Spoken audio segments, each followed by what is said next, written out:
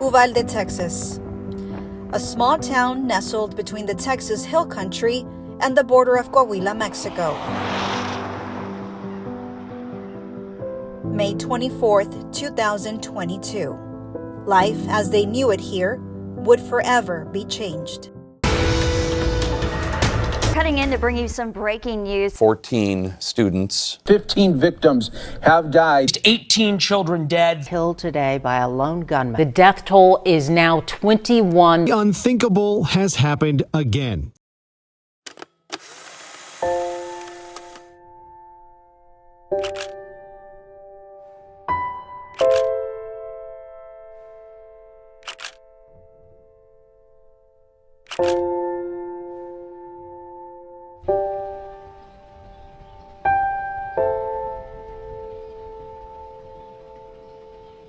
Yet another school shooting. It hit close to home because it was close to home. Stepping in to support this grieving community quickly became a priority for the City of Pharr. What's that? Thank you, brother. Yes, sir. This morning, the Pharr Police Department, there's about 7 of us. We're going to be caravanning to Uvalde, Texas. And of course, one of the officers joining us this morning is also our K9 ammo. And he's one of the main reasons we're going to go out there. Just try to go and spread some cheer. If anybody needs any emotional support, that's the plan.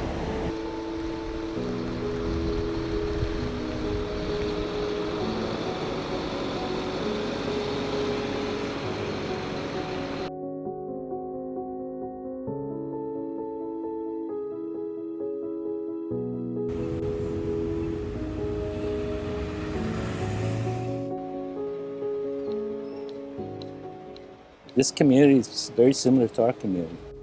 And so we're just here to tell them that the City of Pharr cares for the residents, and that's why we're here.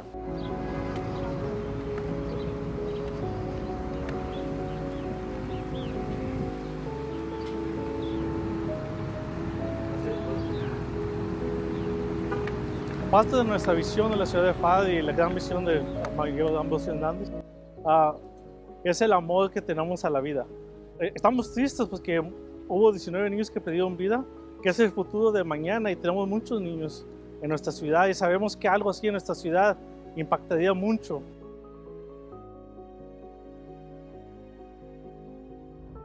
You feel the sadness that this city is going through. You have a chance to come by and, pay their respects. You're gonna feel those kids, because it could have happened anywhere. It could have happened in Pharr.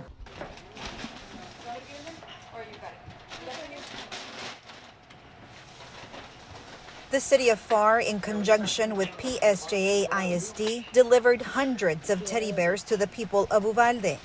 And the nearly $11,000 collected through the Pharr Fire Department's Fill the Helmet campaign was put into the Uvalde Strong Survivors Fund, which will directly benefit the families of victims and survivors.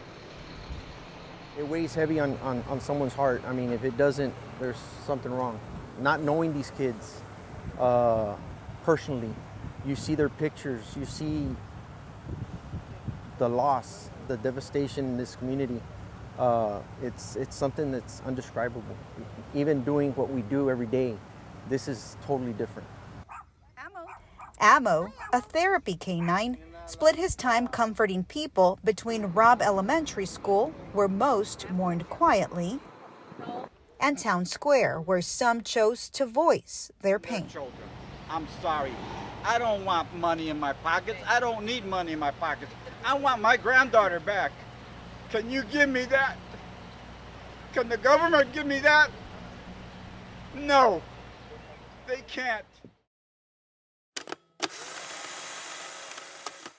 That's also where we met 10-year-old Kaisen Santos. He tells us he knew 12 of the victims. One in particular was his close friend. He was smart. He was hardworking too. Kaisen had just moved from Robb Elementary to another school, but was hoping to meet up with his buddy in the future. My parents said I'll see him until 7th grade, but I don't think that's going to happen anymore. That friend, it was Rogelio Torres.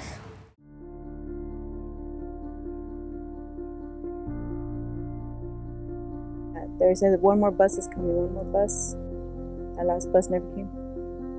We were waiting for a long time to just, what's going on? Where is he? And we're waiting until they told us that he passed. Evadulia Horta's 10-year-old son, Rogelio Torres, was one of the 19 students that lost their lives. Her youngest son, also inside the school during the shooting, made it out unharmed. We still don't know why did it happen? Why kids that age? Why? We're small. They were loving. They had their whole life ahead of them. Taken away for no reason. We don't know the reason, and we're never gonna find out the reason. She's staying strong for her 3 other children. She mourns when they aren't watching. I want to be strong for them. I'm trying to be strong for them more than for me. I cry, yes, I cry, but I cry upstairs. I cry in my room. I cry with my mom in her room. Evadulia says the national attention and masses of people that have descended on Uvalde to show their support is uncharted territory for this town, but she hopes it will lead to some good. Right now, because we're a small town, we don't see a lot of people like this, how we see it now. It's different, but it's helping, I think, a little bit for us to know that people care about our kids. People care about what happened. Hopefully this change.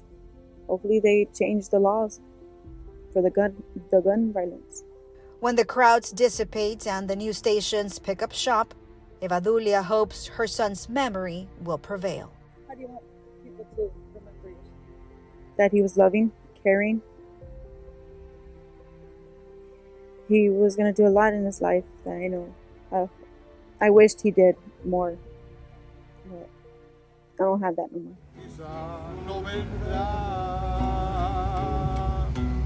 Ayúdame hoy, yo quiero un día a la vez. Ayúdame hoy, yo quiero vivir un